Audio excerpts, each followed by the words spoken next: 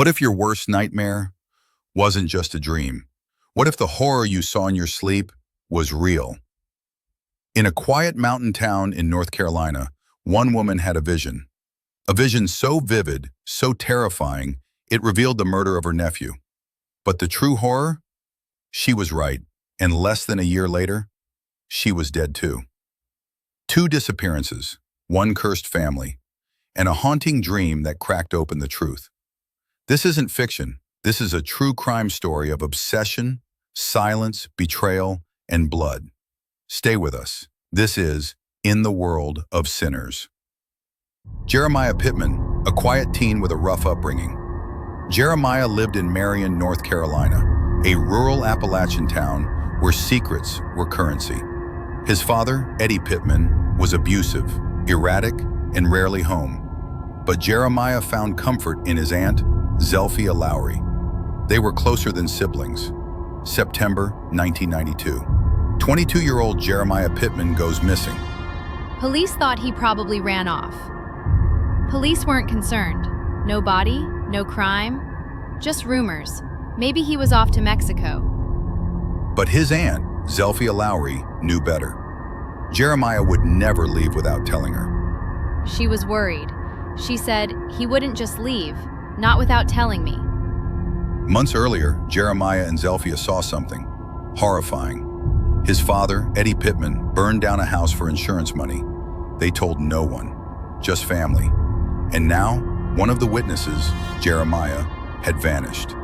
Days turned to weeks. No word, no search, no concern from authorities. One night, Zelfia had a dream, a nightmare.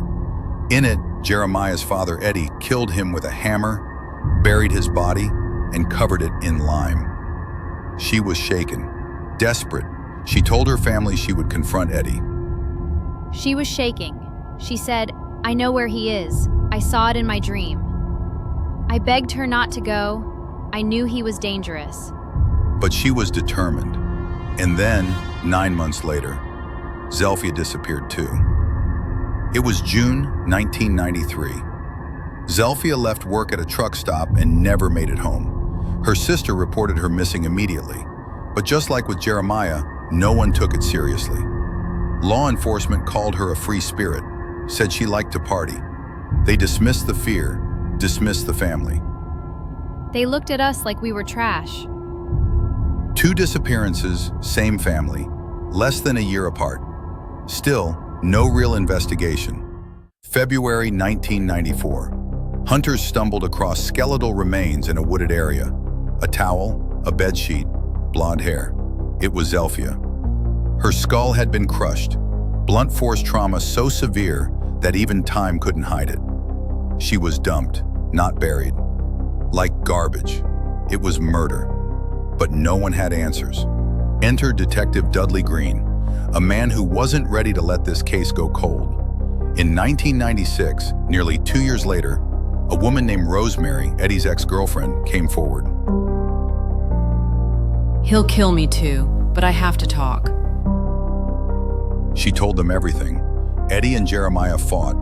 He beat his son, then struck him in the head with a hammer. Together they buried Jeremiah, poured quicklime on his body, and left his truck on the highway. She leads them to the exact location where Jeremiah was buried. Everything matched Zelfia's nightmare. Eddie Pittman killed his own son and tried to erase him. Zelfia's dream had been the truth all along. Eddie Pittman was arrested and pled guilty to manslaughter in Jeremiah's death. But what about Zelfia? The case stalled until 2004, 10 years after Zelfia's murder. A tip led investigators to a mobile home where she had last been seen. The owner? A man named Robin Whited. Robin admitted Zelfia had been there. He partied with her, slept with her, but said she vanished by morning. The place was a wreck, abandoned, filthy, soaked in time. But Detective Dan Shook noticed one thing: fly specks on the ceiling. He swabbed them. One tested positive for blood, but was it hers? Zelfia had been buried in an infant-sized casket. Only her bones remained. Her family gave permission to exhume her body for DNA. When the test results came back, the blood in the trailer was hers. Robin finally confessed what he saw. His roommate, Bobby Taylor, had tried to force himself on Zelfia. When she resisted, he snapped. Bobby slammed her head into the wall, then into the floor, over and over, until she was dead. He and Robin rolled her body in a sheet and dumped it in the woods. In 2006, 15 years later, Bobby Taylor was convicted of first-degree murder. He is serving life without parole. 2 lives lost, 1 vision that no one believed until it led to the truth. Sometimes justice takes years, but in the end, the world of sinners leaves no secret buried forever. Subscribe to In the World of Sinners, new true crime stories every week. Twisted, chilling, real.